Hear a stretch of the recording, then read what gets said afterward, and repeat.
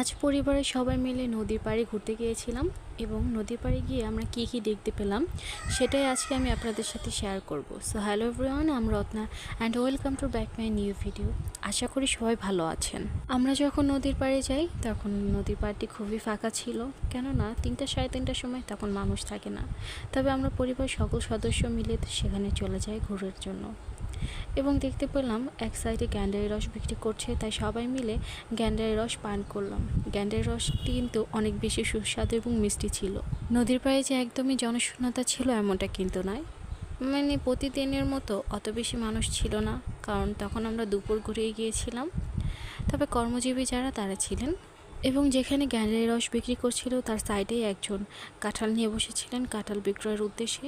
এগুলো তার গাছের কাঁঠাল, একদম পাকা ছিল। এবং এখন যে ফলটি দেখতে পাচ্ছেন এই ফলটি আমাদের আঞ্চলিক ভাষায় পিস ফল বলা হয় এবং অনেক জায়গায় কাঠফলও বলা হয়, তবে আমাদের এখানে পিস ফল বলে এইটি পরিচিত। এবার চলুন আপনাদেরকে নদীর পাড়টি একটু ঘুরে দেখা যাক। তেমন একটা মানুষ ছিল না, আমরা পরিবারের সদস্য কয়েকজন ছিলাম এবং যারা কর্মজীবী বা কাজ করছিল নদীর পাড়ে তারা। এবং এই যে দূরে দেখতে পাচ্ছেন ট্রাক্টর থেকে কিছু বস্তার মতো নামানো হচ্ছে, এগুলো হচ্ছে নদী শাসনের জন্য আনা হয়েছে, যেহেতু নদী ভাঙ্গনের সমস্যা অনেক বেশি বেড়েই যাচ্ছে, তাই নদী ভাঙ্গন প্রতিরোধ করার জন্য এই ব্যবস্থা নেওয়া হয়েছে সরকার থেকে।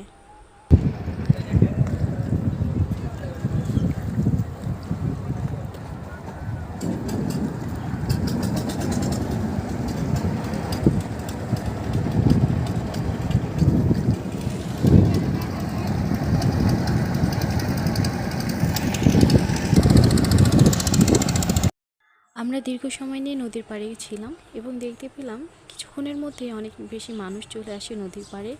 একটু আগে কিন্তু তেমন একটা মানুষ ছিল না, মানে ঘোরার মধ্যে শুধু আমরাই ছিলাম এবং কর্মজীবী যারা ছিল তারা, এবং দেখতে পেলাম তারাও নদীর সৌন্দর্য উপভোগ করছে। আমি আর মানুষজনের ভিডিও রেকর্ড করিনি, কেননা এখানে অনেক আপুরাই ছিল এবং আমি চাচ্ছিলাম না কারো প্রাইভেসি লঙ্ঘন করতে।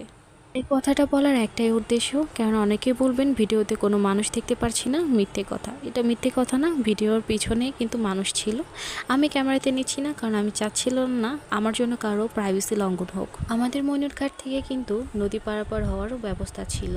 নদী পারাপার হওয়ার জন্য স্পিড বোট, ট্রলার বা লঞ্চ ব্যবহার করা হয়। আমাদের ময়ূরঘাট থেকে যে লঞ্চ বা ট্রলার ছাড়া হয় এটি যে থামে, আর এই লঞ্চ বা স্পিড বোট যে থামে গোপালপুর নদীর পাড়ে। আমাদের ময়ূরঘাট নদীর পাড়ে কিন্তু দেখার জন্য অনেক কিছুই ছিল, তবে নদী ভাঙ্গনের ফলে সেগুলো অনেক দূরে দূরে যে স্থান নেয়, অনেক বেশি দূর হওয়ার কারণে অনেক বেশি হাঁটতে হবে, এই জন্য আর ওদিকে যাওয়া হয়নি। আজকে শুধুমাত্র নদীর সৌন্দর্য উপভোগ করছি এবং নদীর পাড়ে যেই ছোট ছোট খাবার স্টল বা এগুলো ছিল সেখান থেকে আমরা খাবার কিনে খেয়েছি। দুঃখের বিষয় আমি খাবার খাওয়ার সময় ভুলে গিয়েছিলাম ভিডিও রেকর্ড করতে, তাই আর আমি আপনাদের সাথে সেটি শেয়ার করতে পারছি। আজকে ভিডিওটি আমি এ পর্যন্তই রাখছি। আমার এই ছোট্ট ভিডিওটি যদি আপনাদের ভালো লাগে অবশ্যই লাইক, কমেন্ট, শেয়ার করবেন এবং সাবস্ক্রাইব করে পাশে থাকবেন। ভালো থাকবেন, সুস্থ থাকবেন এবং পরবর্তী ভিডিওর জন্য অপেক্ষা করে। Thank you for watching my video. আল্লাহ হাফেজ।